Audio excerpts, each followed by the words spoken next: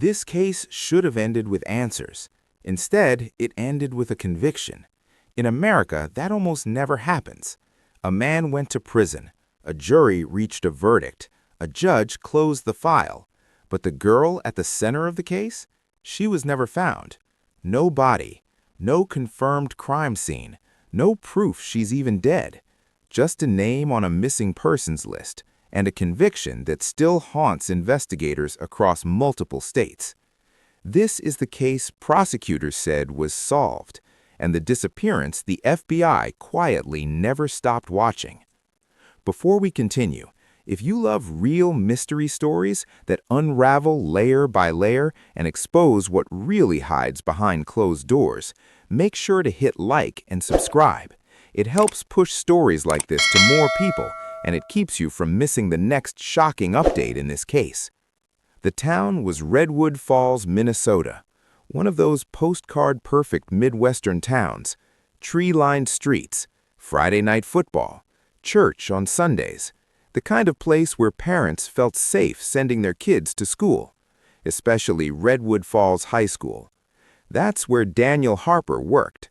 38 years old, English teacher, debate coach, a man who had taught in Minnesota for over a decade. Before that, Illinois. Before that, Ohio. No complaints, no allegations, no whispers. In towns like this, teachers aren't just educators, they're trusted figures, community pillars. And Daniel Harper was one of them. Until October 14th. Her name was Emily Carter, 17, born in Des Moines, Iowa, moved to Minnesota after her parents divorced. Smart, introverted, an A student with dreams of leaving small-town life behind. She wanted New York, or Chicago, anywhere bigger. She loved writing, kept journals, filled notebooks with poetry about escape. Daniel Harper noticed her talent. At first, that's all it was, at least officially. Extra feedback, encouragement, longer conversations after class. But then the emails started. The messages didn't look illegal at first. You're gifted. You think differently. You remind me of myself. But soon they were sent after midnight, then deleted, then hidden. Emily trusted him. He told her he understood her, that no one else did. He told her to be careful, to keep their conversations private. No one would understand, he wrote. And Emily listened.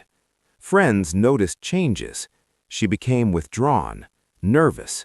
She once told a classmate she was in trouble, but never explained how. October 14th, a Wednesday. Emily left Redwood Falls High School at 3:17 p.m. That's confirmed by security cameras. She didn't take the bus. She didn't walk home. Her phone last pinged near Hawthorne Road, a rural stretch connecting Redwood Falls to the outskirts of Mankato, Minnesota. Fields, gravel roads, no cameras. Her backpack was found near a bus stop, clean, zipped, no signs of struggle. Emily Carter was never seen again. Local police searched immediately. County deputies knew the land well. They brought in dogs, then helicopters. Nothing. The scent trail stopped near the road, as if she stepped into a vehicle. By day 4, the case stalled, until school administrators came forward with concerns about Daniel Harper. Investigators pulled school emails, then personal accounts. What they found shocked the town. A secret relationship, inappropriate messages, evidence of grooming. Daniel was questioned. He denied involvement in her disappearance, but admitted the relationship. He said it ended weeks earlier, that Emily was angry with him. He claimed he was afraid of losing everything. So he deleted messages, wiped devices, destroyed evidence. And that decision changed everything. Daniel Harper was arrested, but not for murder, because prosecutors couldn't prove one. No body, no blood, no witnesses. Instead, they charged him with sexual misconduct with a minor and obstruction of justice. Their argument was simple. If Emily disappeared and Daniel destroyed evidence, then he must know what happened.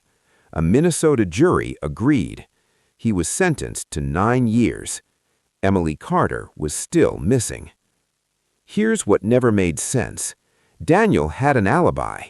3 teachers placed him at school until nearly 4:30 p.m. Security footage confirmed it. His phone was tracked near St. Paul, over an hour away from Hawthorne Road. So who was Emily meeting?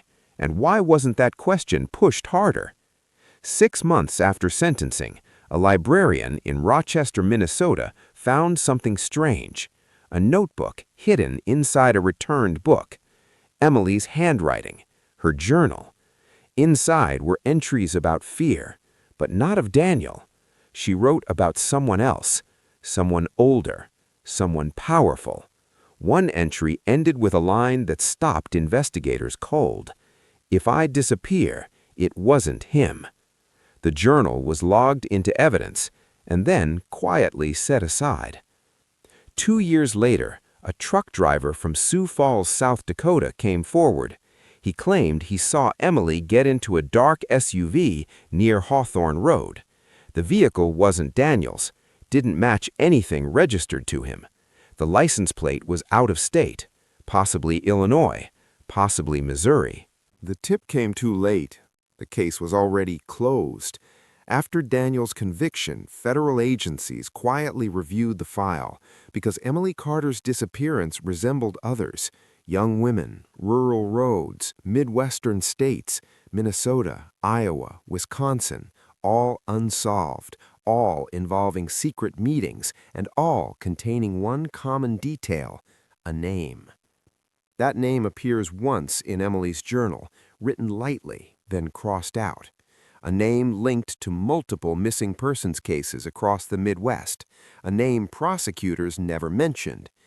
In Part 2, we reveal who that person is, why authorities avoided him, and how Emily Carter's disappearance may be part of something far larger than a single town or a single teacher. Because this case was never just about a forbidden relationship. It was about what happens when the wrong person is blamed and the real danger walks free. It belonged to a man already on a federal watch list. When Emily Carter's journal was reopened years after Daniel Harper's conviction, one entry stopped the review cold. A single line, written weeks before she vanished. "I told him I wanted out." Below it, a name.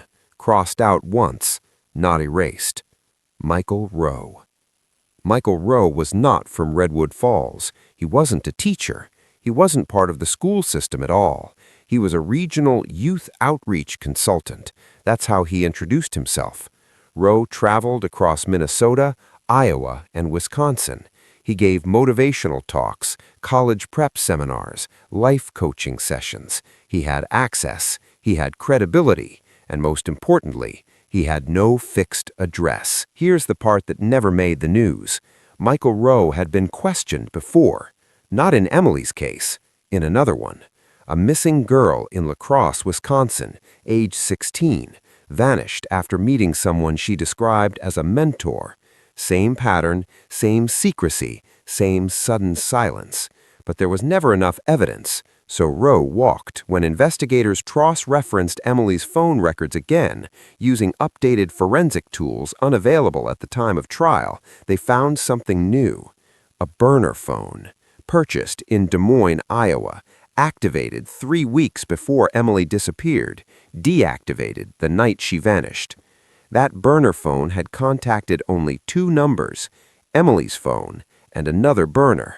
Both traced to cell towers used repeatedly by Michael Rowe during his Midwest travel circuit. This is where everything collapses. Daniel Harper never contacted that burner, not once, but Emily did. Over 40 times, late nights, short calls, long silences, the kind of calls that don't leave transcripts, only questions. Then came the surveillance footage, buried in an unrelated Department of Transportation archive, a traffic camera near Hawthorne Road. The footage had been overlooked for years because it wasn't labeled under the missing person search grid. But when analysts pulled it, there it was, a dark SUV, out-of-state plates, Illinois. The timestamp? 3:26 p.m. 9 minutes after Emily left school, Daniel Harper was still on campus. The truck driver's statement suddenly made sense. The SUV wasn't random, it was planned. And Emily wasn't abducted. She got in willingly. So why was Daniel convicted? Because he was visible, because he was flawed, because he panicked, and because someone else stayed perfectly calm. Michael Rowe had an airtight alibi, at least on paper. He claimed he was in Madison, Wisconsin, giving a seminar that afternoon. But here's the problem. The seminar was canceled, weather-related. There were no attendees, no video, no sign-in sheet, only a hotel receipt, paid in cash. When federal agents attempted to re-interview Rowe, they hit another wall. He had vanished. Not missing, gone. His consulting website was offline, his phone numbers disconnected, his social media scrubbed clean, as if he had been waiting for this moment. Then came the biggest revelation of all. A sealed document surfaced during a wrong conviction review hearing. Inside was an internal FBI memo dated 2 months before Emily disappeared. Michael Rowe was already under quiet surveillance for suspected involvement in a network targeting vulnerable teenage girls across state lines. The translation? Don't touch him yet. Daniel Harper's defense team never saw that memo. The jury never heard that name. And Emily Carter disappeared while the system was looking the other way. When Daniel was interviewed from prison after learning this information, he said only one thing. She told me she'd met someone worse. Today, Daniel Harper has served most of his sentence. Emily Carter remains officially missing. And Michael Rowe? No arrest, no charges, no confirmation he's even alive. But his name has surfaced again in a newly opened case in Iowa City. Another girl, another journal, another crossed-out name. If Emily Carter didn't run away, if Daniel Harper didn't kill her, then the question becomes far more disturbing. How many cases were closed too early, and how many disappearances were never meant to be solved? Because the most dangerous secret in this case was never the relationship.